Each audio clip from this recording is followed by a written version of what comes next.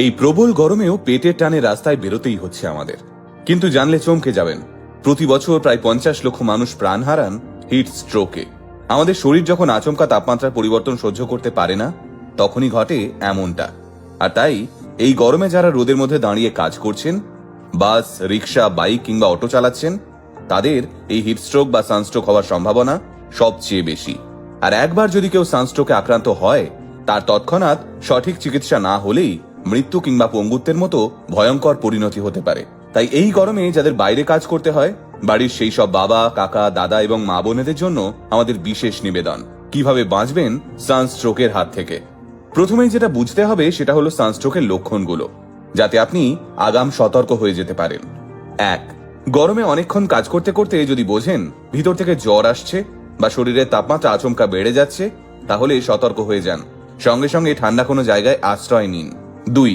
যদি দেখেন আচমকা ঘাম হওয়া বন্ধ হয়ে গেছে এবং শরীর ক্রমশ ঝিমিয়ে আসছে, শ্বাস প্রশ্বাস খুব দ্রুত নিচ্ছেন, সঙ্গে সঙ্গে একটা ঠান্ডা জায়গায় গিয়ে 2 মিনিট রেস্ট নিয়ে অনেকটা জল খান। 3. যদি আচমকা মাথা ব্যথা হতে শুরু করে এবং তার সঙ্গেই বমি পায় আর মাথা ঘোরাতে থাকে, তাহলে সঙ্গে সঙ্গে সতর্ক হন। এইবার আসি সানস্ট্রোক বা হিটস্ট্রোক এড়াতে আগেভাগেই কি কি সতর্কতা অবলম্বন করবেন সেই বিষয়।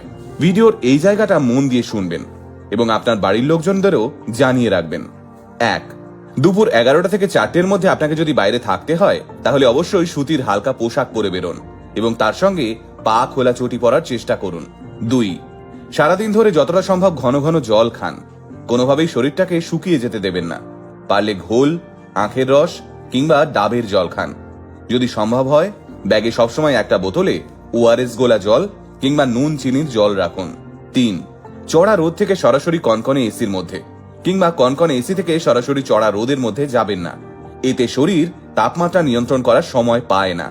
তাই মাঝের 2 মিনিট একটু সময় দিন শরীরকে থিতু হতে। 4.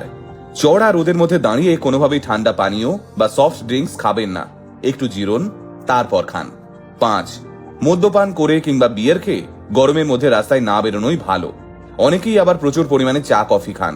গরমের দিনে রাস্তায় বেরোতে হলে এসব একটু এড়িয়ে যান। 6.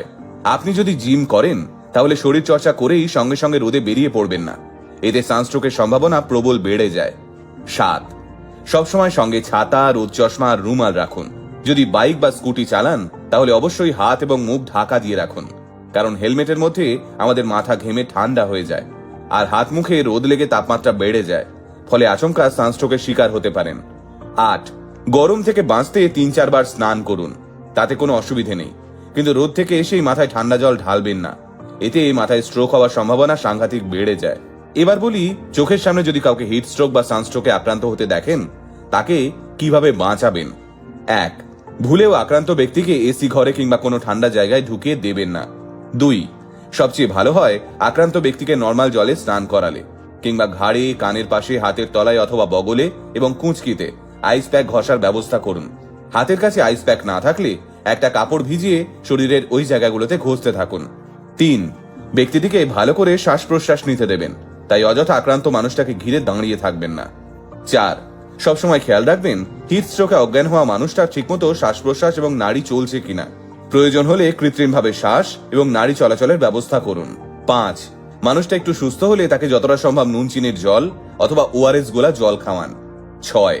যদি দেখেন অবস্থা ভালো নয়, তাহলে অতি অবশ্যই কাছাকাছি হাসপাতালে খবর দিন। এবার সবশেষে 2টো কথা বলার।